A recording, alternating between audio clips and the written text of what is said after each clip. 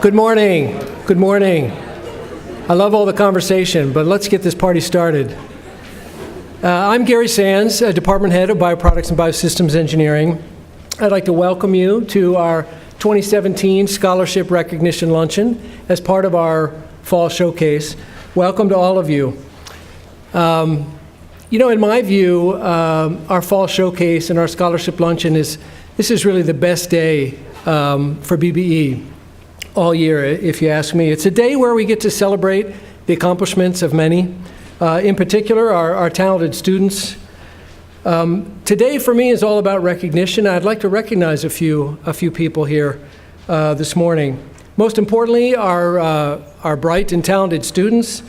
We're going to award 61, if I counted correctly, as scholarships today. And I'd like to ask all those students that are here to receive scholarships to stand for a moment and be recognized.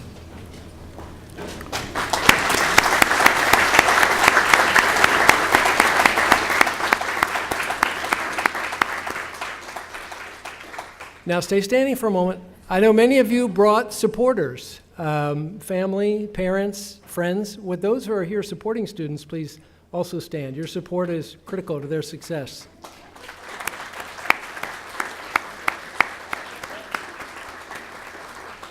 All right, you may sit now. Now, all of our scholarship recipients are not able to be with us due to conflicts with classes and so forth. So hopefully we've got most of them here.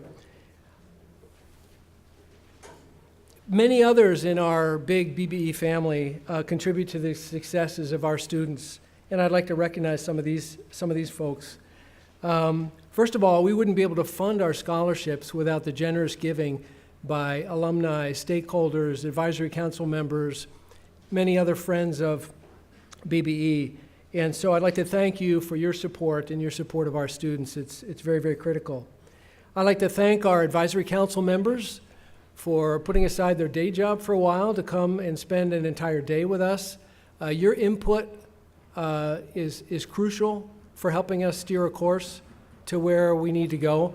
I'd like to ask our advisory council members visiting today to stand and be recognized.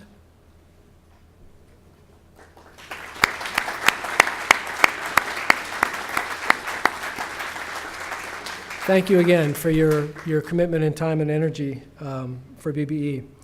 Next, I'd like to recognize BBE faculty, our active faculty and our retired and emeritus faculty. Our faculty are the engine under the BBE hood, and much of what we do emanates from the work of our faculty. I'd like to ask our faculty to stand and be recognized. Fred, that's you too. Phil? Okay, thank you.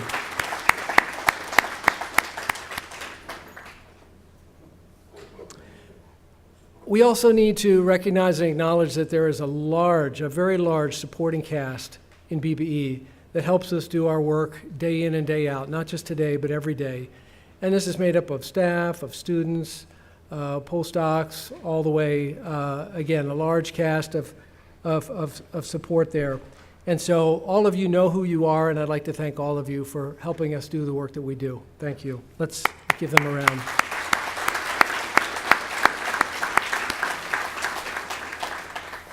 Finally, I'd like to thank an individual, Professor Sri Ramaswamy, for his dedication and service to the department as department head and a faculty member before that. I think for about 14 years as head, but I'd like to recognize Sri for his service to the department. Thank you, Sri.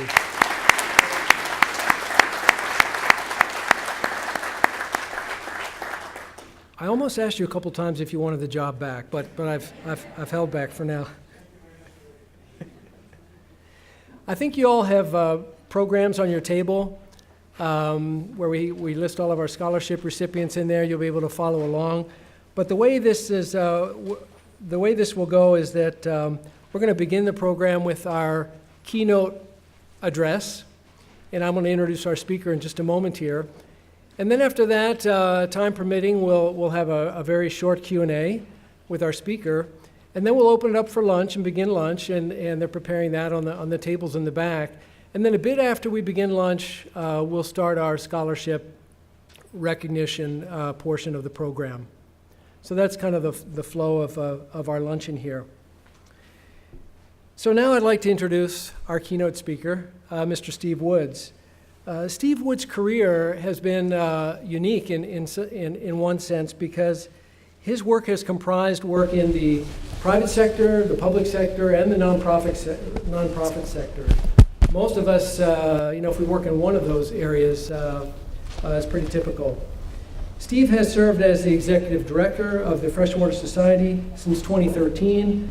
Prior to that, he was one of 2 assistant directors in Minnesota Board of Water and Soil Resources, or Bowser, known to many of us. And he also spent 10 years as a consulting engineer in the Minnesota office of MWH, which is a global environmental consulting company. Steve has an engineering and water policy background. He's an alumnus of the department, earned his bachelor's degree in agricultural engineering. I love saying that. I don't get to say that very often anymore. Bachelor's degree there, that was obviously pre-BBE, and a master's degree in public administration from Hamline University. I read on Steve's bio that he's a cyclist and a sailor, and I think there are a few interests that we share, and maybe we'll have to talk about that afterwards. But I know that Steve is passionate about protecting Minnesota's water, and we have a lot of that. So we're glad to have you in that role. Steve, thank you for coming this morning to share some of your thoughts and wisdom with us and our students today. And please help me give a warm welcome to Steve Woods. Thank you, Gary.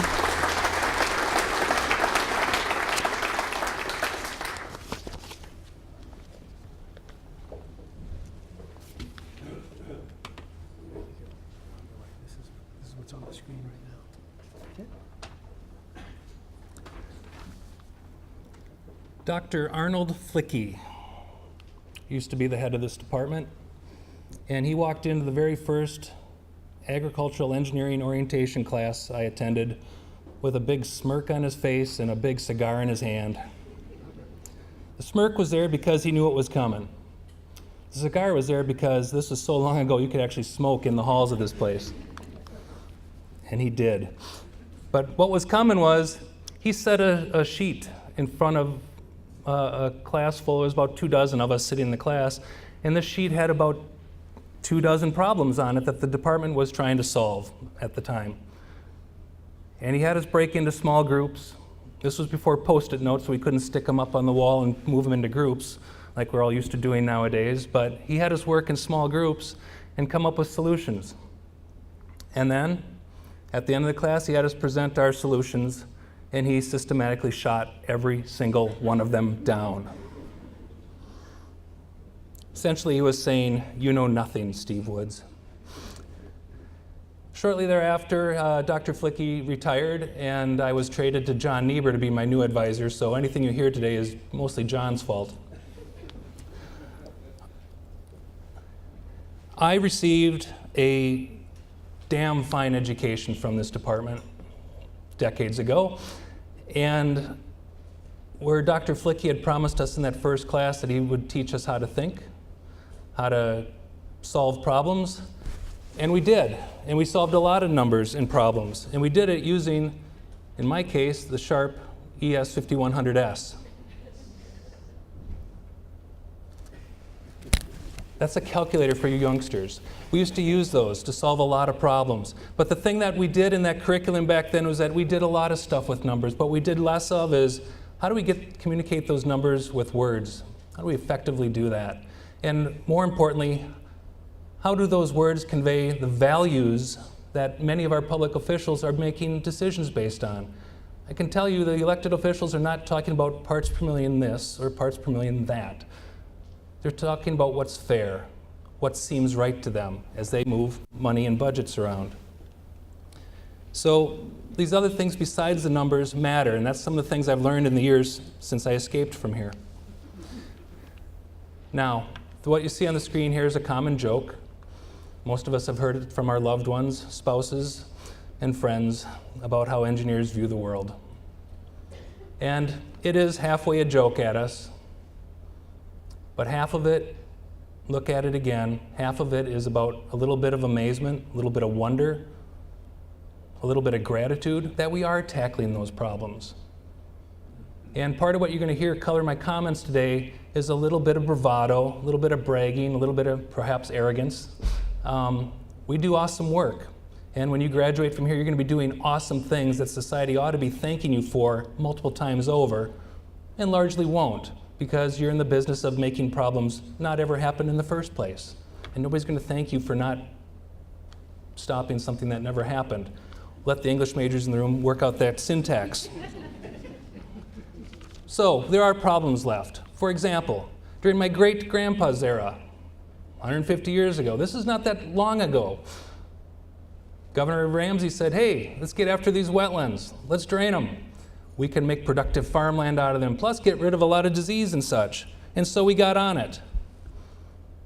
And in the span of getting on it, we dug a lot of ditches, put in some tiles, and rerouted some rivers. And what you're looking at here in this map is the red is areas that have been worked over pretty well. Okay, Boundary Waters is looking pretty green. Everything else, we've done a pretty good job of getting rid of nuisance water from the landscape. And because we ought to take a look at this sometimes in the same way that Dr. Flicky would have, now that we can sit here now, Dr. Flicky was good at giving constructive feedback.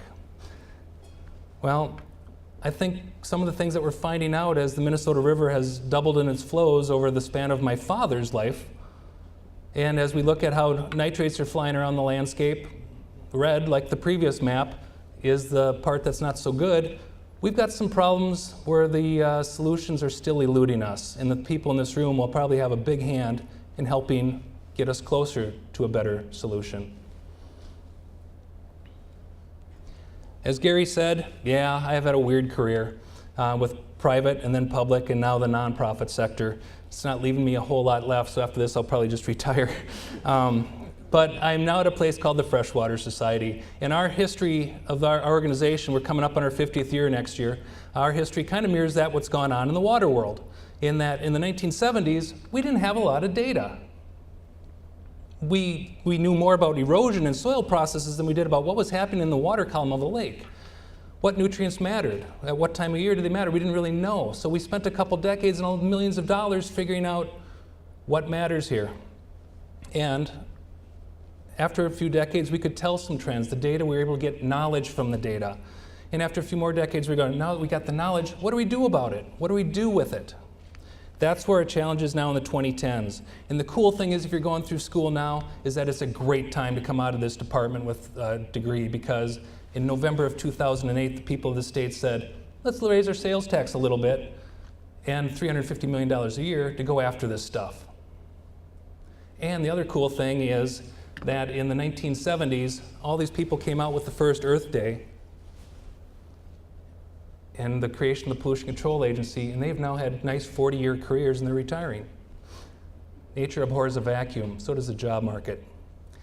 If you come out of this place with that quantitative skills that this department can give you, and you can put those numbers into words and use those words to communicate values, you will have a lucrative career, and more than anything else, you will make a difference. And I think that's why most of us are here. One of the other things that I learned after I left school was that you solve problems with your ears. I was fortunate during my consulting career to have an awesome mentor. And we came out of a meeting one night, went from 7 to about 11:30 p.m. at Arden Hills City Hall. We walked out in the parking lot, we're getting ready to get in each of our cars. He says, Steve, which is how he talks, Steve, you can't ask the officials questions that they can't answer. And I think he must have looked at the bewilderment on my face because he kept going on. He said, you were asking them questions they had no way on this earth that they could answer. That's not how you get information from officials. You ask them questions that they can answer. You ask them their values. Does this feel better? Does that feel better to you? What fits? I mean, it's colored with the numbers and the things that your calculators kick out, but you're trying to communicate with them, not pummel them with parts per million. And the other piece of advice he gave me that night in that parking lot, he said, they were asking you questions back because they were a little puzzled. And before they even finished answering their question, you started giving them an answer. You weren't listening to what their true question was. Some cases, they didn't even have the full question out. And by stepping on their question, by answering so fast, it made them feel like they were idiots, which is not something most elected officials like to feel like. The point being that let them ask their question. Pause for that 1 Mississippi second, and then answer their question. They won't feel dumb, and you may come up with a better answer. I had an awesome mentor. His name's Bill Wiedenbacher. We had another thing more recently called a program called Minnesota Farmwise. We did this with money from the Mosaic Foundation. The idea behind it was, let's work with farmer-led consortium and figure out how we can get more soil and water conservation on the landscape in the Cannon River watershed.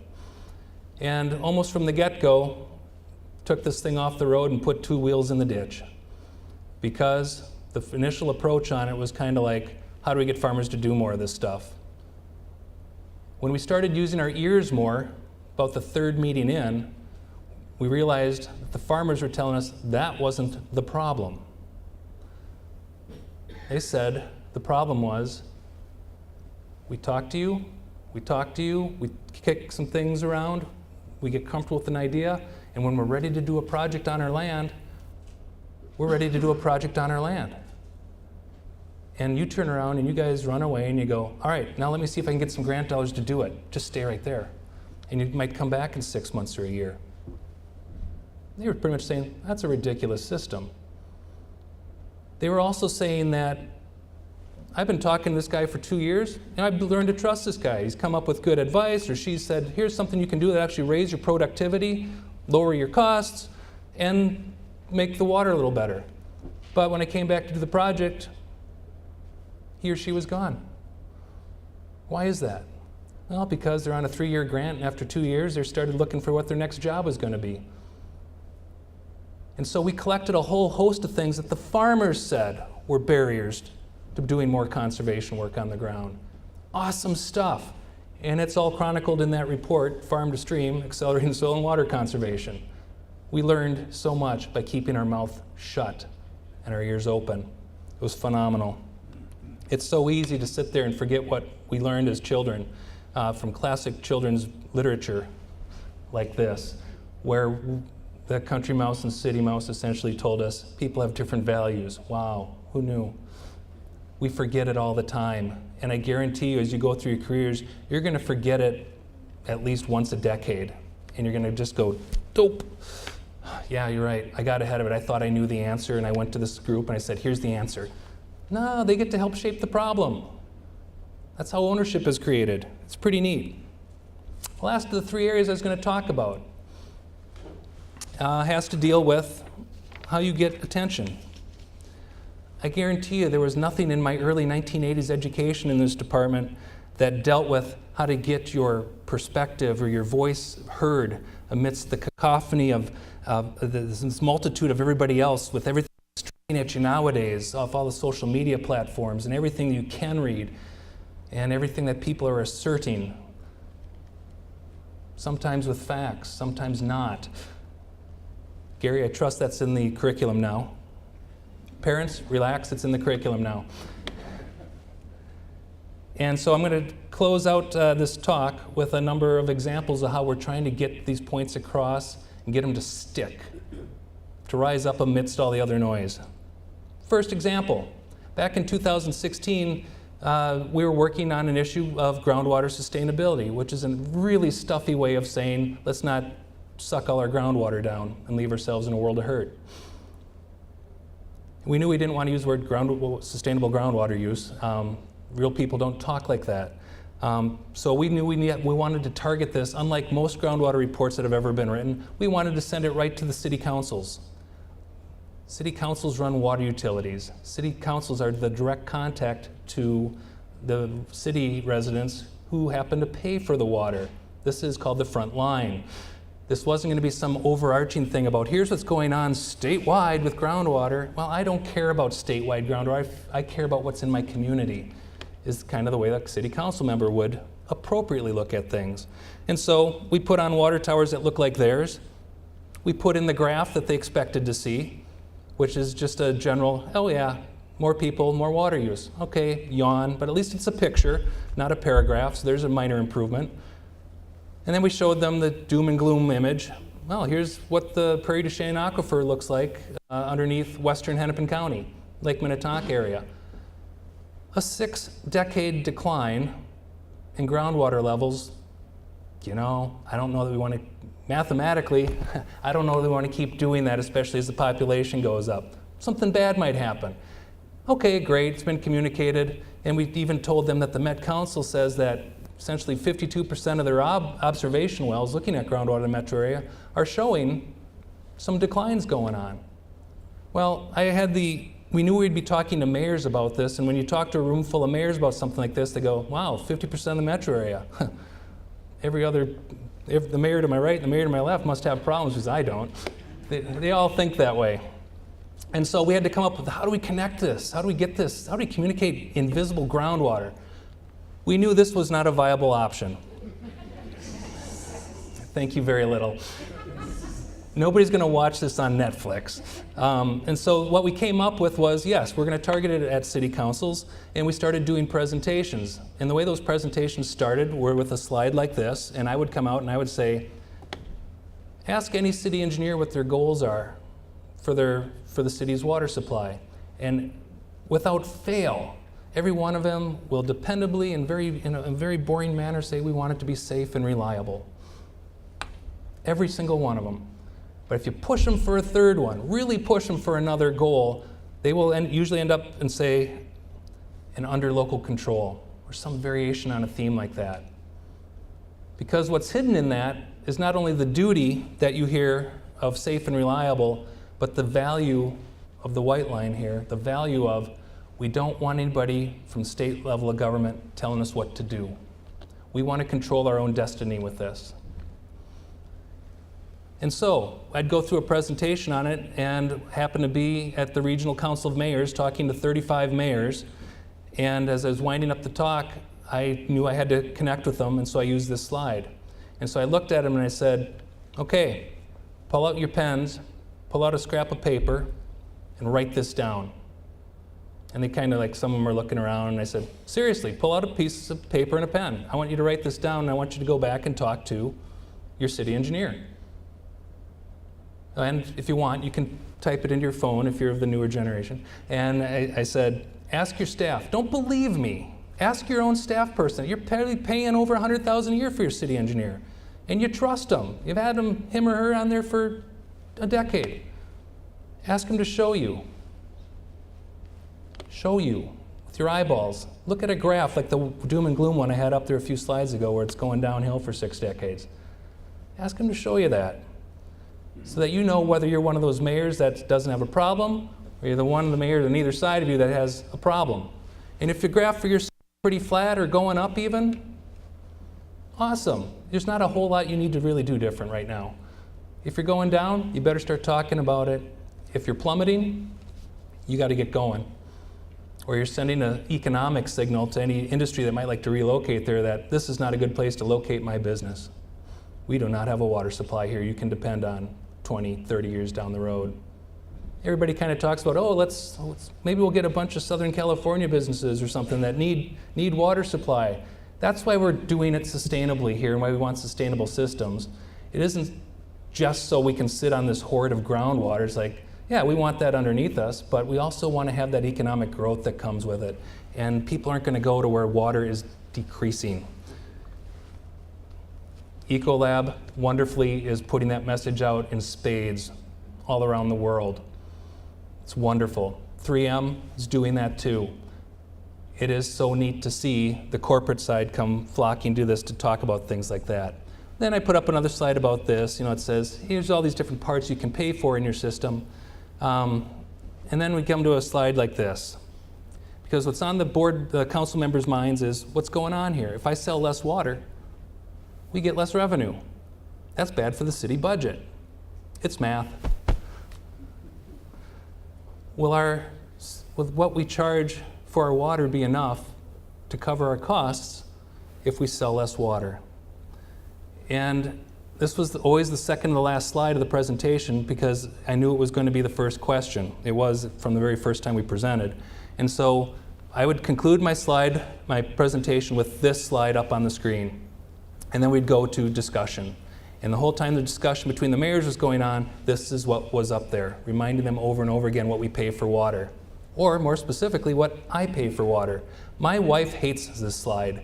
It bugs her every time she knows I'm out there parading our bills around in public. It's one of the other threats of being linked to an engineer, I guess. If you take a look, this is now data from 2016. I paid $131 for drinking water for 12 months. The next line above it shows basic cable at $270. It's less than half of basic cable. And by basic cable, I mean the type of cable TV my daughter hated that we had. 12 channels. Okay? The cool thing was she always took her friends, went to their houses where they had more cable. But you stack it up against some of these other costs that we have here and you go, oh my God, is that really what we spend for water? Now, some cities are higher, and I'm not big into lawns and irrigating the heck out of it. And 2016 was a pretty wet year, so we didn't water the lawn much. But my God, that's nothing. And what comes back to the city council members is, if you got to raise my water bill $5, I am not going to notice. And if that gives you enough budget to go to advanced metering infrastructure and a smart distribution network and run some incentives so that my city that I live in has not only a good tax base, but a good water base that we can bring in more economic development, count me in. In fact, once you charge another $10 a year, I'm fine with it. And what it does, it takes the question away from, hey, city council, do you want to raise rates or not? Well, of course they don't. But if you could raise it $5 and keep the state from interfering with how you run your system, local control, and maybe steal some businesses from the arid southwest US, then they go, oh, well, now I'm doing competing values, which do I weight more? I'm thinking we had half a shot at making some progress on this. This is how the numbers alone don't save the day. Another example, Minnesota River near Jordan. I mentioned the Minnesota River kind of doubled during the life of my dad. Well, it looks like that in a graph. You do a compilation of 12 gauging stations and 7 different flow regimes, kind of all saying nearly the same thing. You put up the doom and gloom that says, oh my God, look at the erosion. And people talk about, oh, we've got a dead zone in the Gulf of Mexico, and we're filling up Lake Pepin at 10 times the rate it was before we put the plow to the prairie. And yeah, it doesn't really activate anybody to do a lot. And so we said, let's take a look at something else that maybe does matter. So we commissioned a study, GIS, and took a look at how many people are being harmed by this, like in the watershed. And we found that 13,000, I'm rounding things off obviously, but 13,000 individual fields, farmers' fields, were affected by where a river was widening into it or a meander loop was starting to eat into it. 13,000 damaged parties nearby. 13,000 neighbors, 13,000 voters damaged by as the more water comes down before to something really far downstream. Now, what can we do to help them? Because, to me, if I'm a farmer and I paid for that land and I'm paying some taxes on it, it is not fair.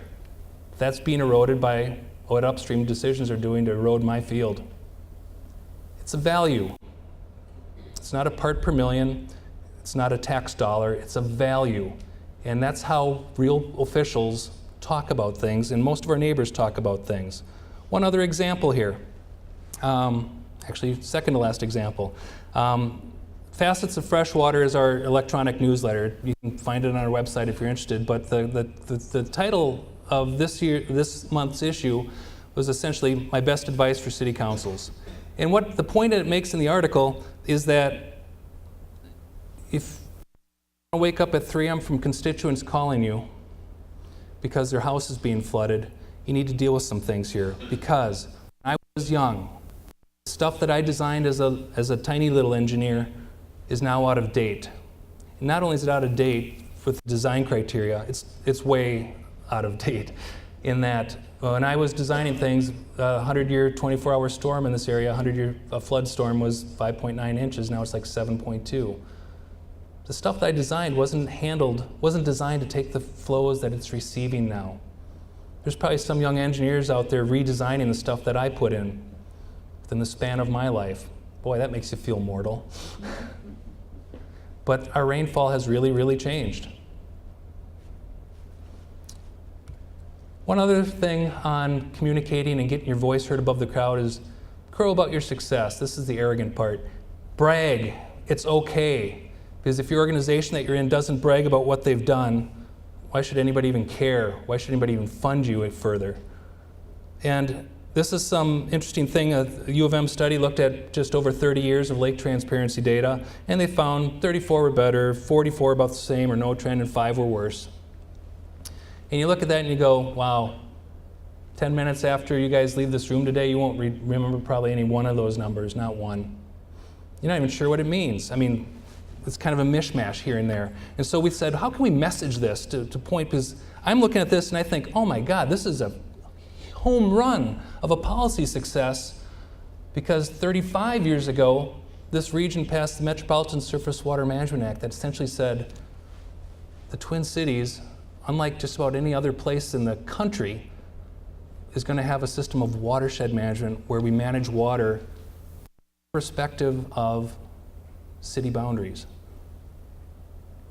And that 35 years is a huge success. And so how do we communicate that? Well, let's talk about those 5 that got worse, the 6%, messaging the 6%. Why don't we just say 94% are the same or better? And if you really want to make an impact, I could have said, think in your minds. If you were to think about the metropolitan lakes that you see around you every day near your homes,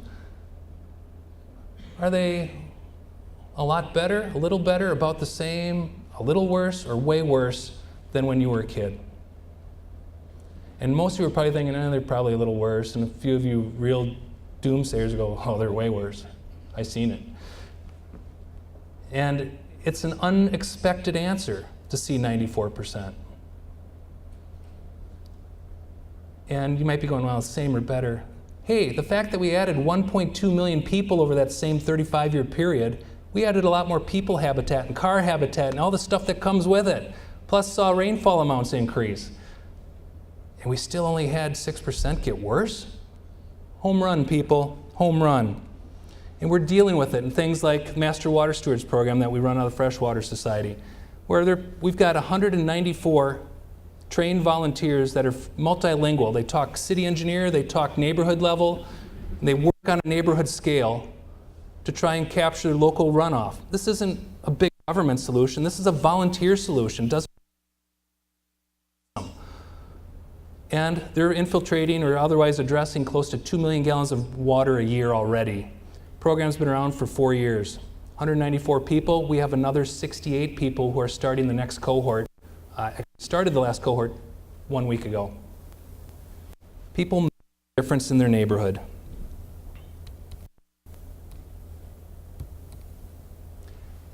So, my final thought on all of this stuff is I think we're here, whether we give to the scholarship program or as from our companies to bring time here on the committee, or you're going through this for your education. We're here because in the end, we kind of want to make a difference when we get out there in the world. And I'm telling you, you are in the right place to do that. Whether you go private sector, public sector, or the nonprofit sector, you're going to be equipped with the right stuff to do that. And so, have fun with it and know that you're in the right program and make a difference. Thanks.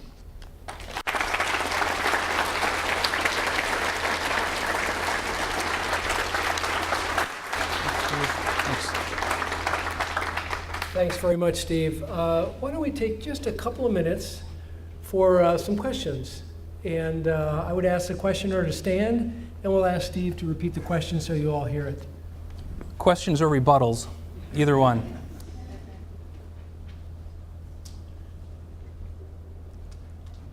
Well, I have one while they're thinking. Oh, the rescue question. Go ahead. So the rescue question, yeah. Could you maybe just sort of tease out the essence, since you've worked across all those sectors, for our students who are very soon going to be looking for jobs? You know, what does it feel like to work in those different sectors? Or maybe a comment about the differences in how you do your work, or the satisfaction of your work across the public, private, and nonprofit? Great question. There are differences between those sectors. I enjoyed the private sector, and it was kind of my formative years, because as a consultant, I got exposed to such a range of problems and such a range of geographies. We did stormwater work for St. Louis, Missouri, stream restoration work outside Cincinnati, Ohio. I worked for Caesars, the casino people in Nevada, working on stormwater treatment ponds for them. Just this world of different policies, beliefs about water, taxing tolerances. Different communities have different resistance built up to regulation or not. And the array of tools that you kind of pick at and apply as a consultant, you get so wide exposure, it's fantastic. When I went to the public sector, the thing that I noticed was that some of the hiring processes for the agencies are such that they'll have people come in as interns right out of school, and they are there, and they stay there. And they don't get the same range unless they're moving around programs within their agency. And so it's real easy to kind of almost get inbred knowledge. Same knowledge, rules of thumb passed down generation to generation. Another big difference is that in the public sector you couldn't use the word inbred. People expect a little bit more eloquence and diplomacy and political correctness. And one of the cool things with going to the nonprofit is that, yeah, I can say things now that I couldn't in the public sector. Not because I was chicken, usually, but because there's a hierarchy involved. For example, when we go through the budgeting process with the state agencies, they submit their budget and policy requests to the governor's process, usually about August. And then they're not allowed to talk about it. The agencies aren't, until the governor decides thumbs up or thumbs down, whether he wants to make it part of the next legislative session. So essentially the information becomes embargoed or blacked out. And so you're not able to say, well, we suggested to the governor that we do this wonderful thing and that wonderful thing and this wonderful thing, because if the governor doesn't pick all three wonderful things, the other team, whether he's Republican or Democrat, the other team beats him up for not having done whichever ones he chose not to do. It's odd, it's different. Now, the thing that was really neat in the public sector is you get this sense of reward that is, the people I worked with at the Board of Water and Soil Resources was a hell of a crew of people. They gave a rip. They were all pulling on the oars the same, and well, that's not going to be true for every agency, I'm sure. There was an esprit de corps there that when the legislature's beating up on your agency and you're doing awesome with far less money than you need to do the job, you kind of go, yeah, we're getting this done in spite of the obstacles being put in our way. And it's really neat. I see the same thing like when I'm talking with city engineers, what they're able to accomplish with the constraints that are put on them is just amazing as they're out there solving problems day in and day out. And I guess the last thought on it is, in the private sector, you had that immediate reward of, are we making money while we're doing this? Profit's good. It keeps a lot of things moving in this world. And to be able to go, I'm providing a service that somebody's willing to pay for with your engineering brain, it feels really good. And one of the things that we've started now at Freshwater Society is we kind of have a little consulting arm now, because that's how my brain worked in my formative years. And now we've got a quality of staff where we're being approached by cities and a county and some soil and water conservation districts and watershed districts going, can we pay you to come here and help us with our strategic planning? Can you help facilitate this public meeting, because we've got people at each other's throat?